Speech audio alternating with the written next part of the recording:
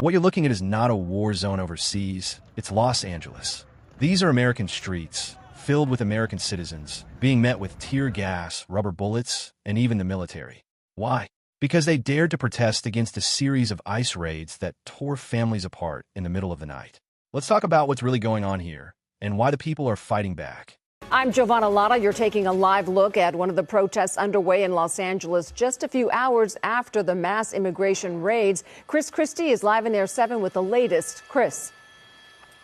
That's right, Giovanna. It's a major protest going on about 2 hours now. Close to 1,000 people now wrapping around the detention facility between Alameda and Los Angeles Street. They started on the front steps of the federal building at 300 Los Angeles, now marching down Aliso. In the lead there is that cattle truck leading the pack as they make the turn onto Alameda Street. The strategy here is to basically encircle the detention facility, which is that building right there, where we understand there are actually some people inside of the building. It started when ICE agents, reportedly acting on Trump-era tactics, began targeting workers and community members in areas like Westlake, Compton, and LA's Fashion District. Dozens were detained. The message was clear: nowhere is safe. And when the people rose up, peacefully, forcefully, desperately, they were met with militarized force. Protesters blocked highways. They marched by the thousands. Some burned cars. Some stood silently with signs. All of them were demanding one thing: dignity, humanity, and an end to terror tactics. There shouldn't be anyone who is watching this video who is not disturbed. Today it's LA. Tomorrow it's your town. Now Trump has the National Guards in the streets against the very people they are here to protect. Let's be honest with each other. Nobody wants predators, traffickers, or dangerous criminals roaming free in our communities. That's the very reason why many people, including those from immigrant and working-class communities, voted for Trump. They believed in the promise that ICE would focus on the worst of the worst. But that promise was broken. What we're seeing now isn't targeted enforcement, it's chaos.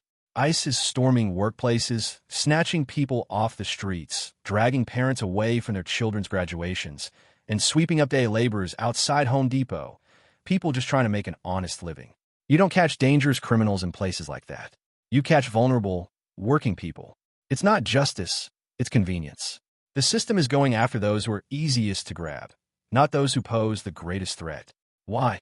Because it's easier to meet quotas that way. And people are scared. People are fed up. You have to ask yourself, how do we get here?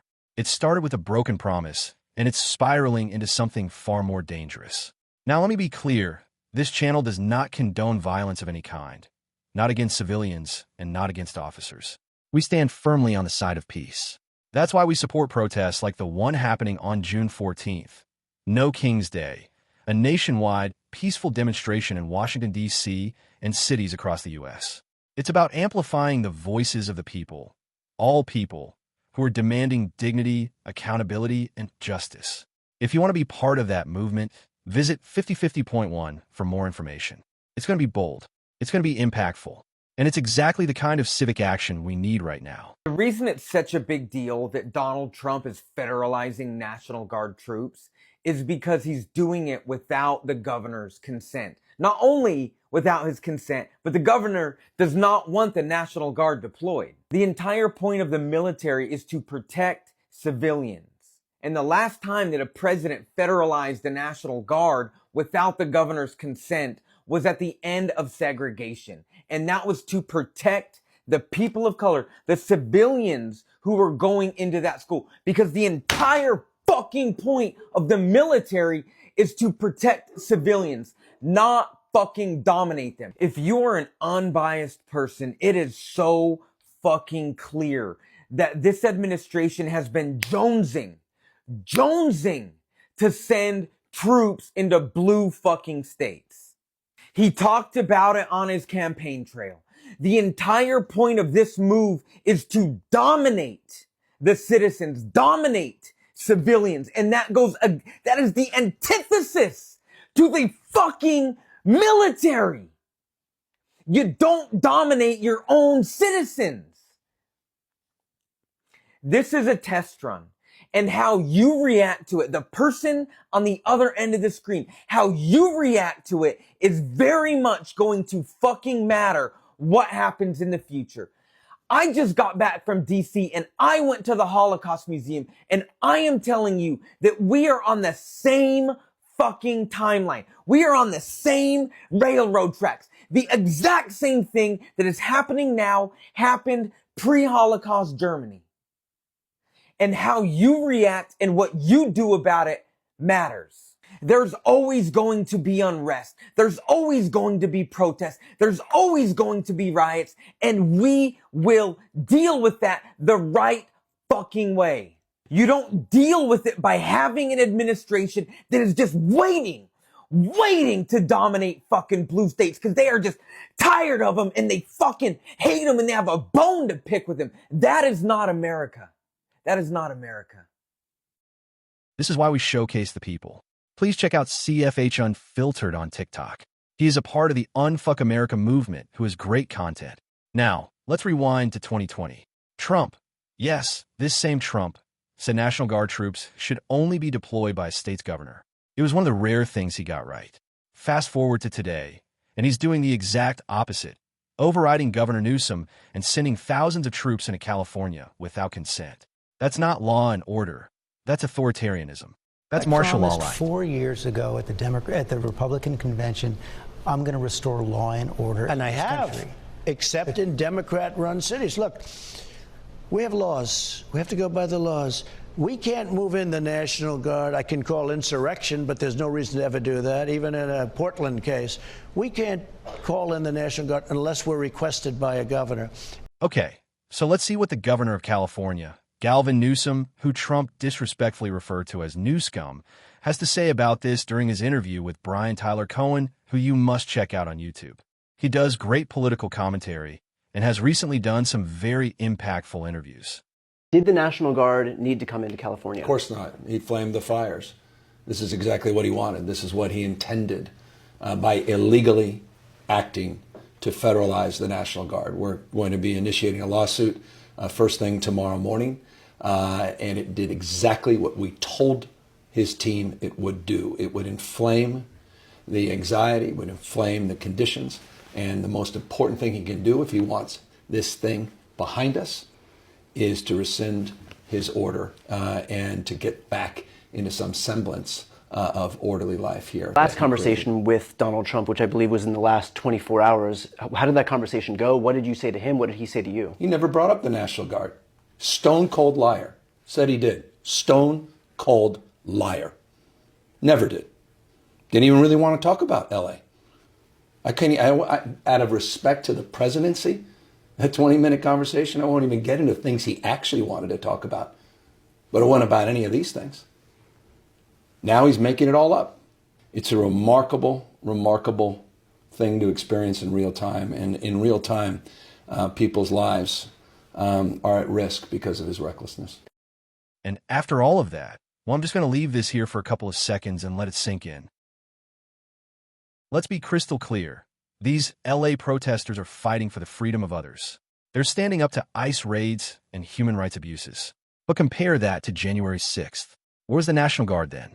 MAGA extremists stormed the Capitol with zip ties, bear spray, weapons, trying to overthrow an election. Not only were they met with less force, many were even escorted out gently. No rubber bullets, no gas, no emergency federal deployment. The difference couldn't be more obvious. We all remember January 6th. We watched as members of Congress begged Donald Trump to call in the National Guard, to stop the violence, to protect their lives, and he did nothing. He waited. Meanwhile, rioters smeared feces on the walls of the Capitol, smashed windows, erected gallows, and hunted elected officials through the halls of democracy. And what happened to them? Many were pardoned. The Trump administration didn't condemn them. They praised them. They called them patriots. So we have to ask ourselves, is this the America we want? Where violent insurrectionists are treated like heroes, while peaceful protesters demanding basic human rights are met with military force. The double standard isn't just obvious, it's dangerous.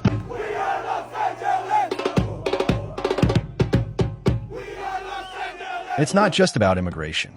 This is about who gets to be safe in America, whose pain gets heard, whose resistance gets criminalized. These clips you're seeing, they're not radicals. They're neighbors, workers, students, veterans, parents, people who know that staying silent makes them complicit, People are extremely hurt by everything they're seeing.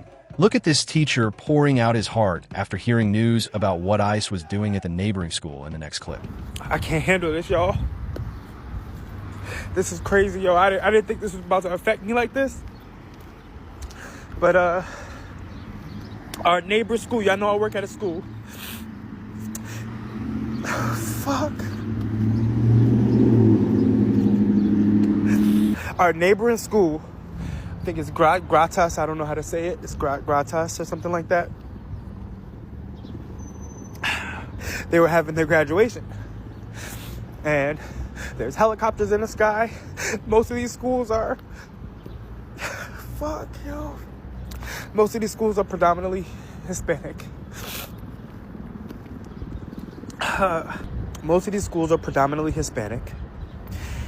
Gratas, I believe elementary, was having their graduation. And all of a sudden, a bunch of parents have to run out because ISIS is there. This is the story that I'm hearing. And, you know, our school goes on lockdown. Our principal, you know, tells us it's a drill, but we know it's not a drill. And, you know, I had to come outside. It's my break. We kind of got like off of a soft lockdown. And, you know, parents had to run out because they don't have papers. And they had to leave their kids because the kids do. What type of shit is this, yo? And then kids are freaking grabbing teachers and crying on their leg because they don't know if they're about to see their parents when they get home. What the fuck is this? And we voted for this shit? 15 people just got picked up on Wilshire at the Home Depot. On Wilshire. Yo. Man, oh my God. This is not right. This is not right, yo. The truth is, this isn't just an attack on undocumented immigrants. It's a warning to all of us that any pushback, any resistance to injustice will be met with force. But the people of LA are standing tall, and so must we, because if we let this slide, we're telling them they can come for any of us next. Let me get this straight. Y'all really thought you were gonna push LA around? This is where Tongva women, like Toy Perina, planned rebellions in 1785 to push the colonizers and their missions off her land. This is where the first Chinatown built by Chinese Americans is. 18 Chinese men and boys were lynched here in 1871, and they still chose to rebuild. This is home to the LA garment strikes. In the 1930s, thousands of garment workers, mostly Latinas, walked out of shops in downtown LA for 26 days. They got a 40-hour work week and fair pay. This is where the Zoot Suit Rebellion was. White sailors and soldiers attacked Chicano youth. In 1943, they ripped their zoot suits right off their backs. But you better believe they fought back. And blacks and Filipinos were right there swinging with them. This is where the Watts Rebellion raged for 6 days. Since police want to harass black folk, in 1965, we caused $40 million in damage to the neighborhood and built Ujima Village, Martin Luther King Jr. Hospital, Charles Drew University, all in its ashes. They sent down 14,000 National Guard troops for that. This ain't our first rodeo. This is LA, home to one of the Black Panther Party's most active chapters. They created the first SWAT team in America to raid their office. They killed chapter leaders at UCLA. They didn't stop organizing. Many of them went underground. This is where the East LA walkouts happened. In 1968, thousands of students walked out of class for Chicano representation and education. Black studies started at San Francisco State in 68. But Chicano studies started at Cal State LA in 69. This is LA, where the American Indian Movement, AIM, occupied the Bureau of Indian Affairs in downtown. 1972, they demanded sovereignty, enforced treaties, their land back. Baby, this is LA, when the feds cut funding to AIDS programs. The queer community not only stepped in to take care of each other, they took direct action. Act Up, the AIDS Coalition to Unleash Power, stormed the Federal Drug Administration's LA office. Cause why is the FDA gonna keep delaying approvals for AIDS drugs while all these people out here dying? They shut down Wilshire Boulevard to protest healthcare and accessibility. They held die-ins and mass protests at Catholic churches, the CDC, and pharmaceutical giants. I mean, this is really LA. We've always been too much for the world. We have never backed out of a fight. The LA riots didn't happen for our health. It happened for our freedom. It's true we might not always get along, but we know how to protect one another. This is LA. I'm sure you wasn't expecting a history lesson, but knowledge is everything. Give history in 3 thanks on TikTok.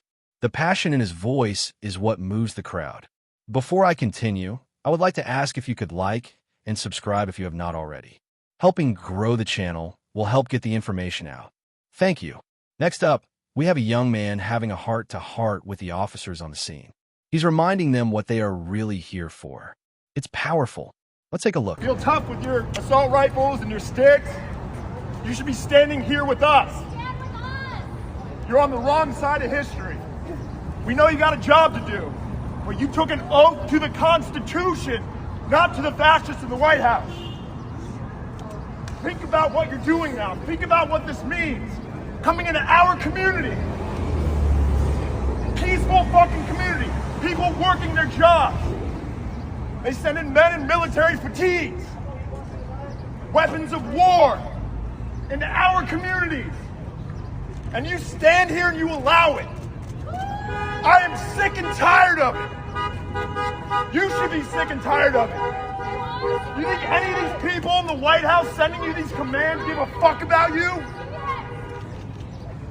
Not one of them do. They laugh at you. Our president laughs at you. He calls you fools. He said the people who died overseas in the military were chumps. That's who you're defending right now. Every last... Think about your place in history, ladies and gentlemen. Ask yourself when you wake up tomorrow. I don't know if you have kids. Ask yourself the future you want for your children. Is it this? You can answer me. Is it this? Do you feel good about this? Definitely gave him something. Thank you, sir. California. Here are some clips from New York and Texas. They're also protesting. These people are out fighting for what's right too. If you're watching this, don't just scroll past. Share the truth. Support immigrant justice groups.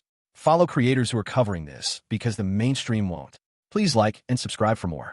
It will help get the news out and grow the channel. And to the people on the ground, we see you. We hear you. We stand with you.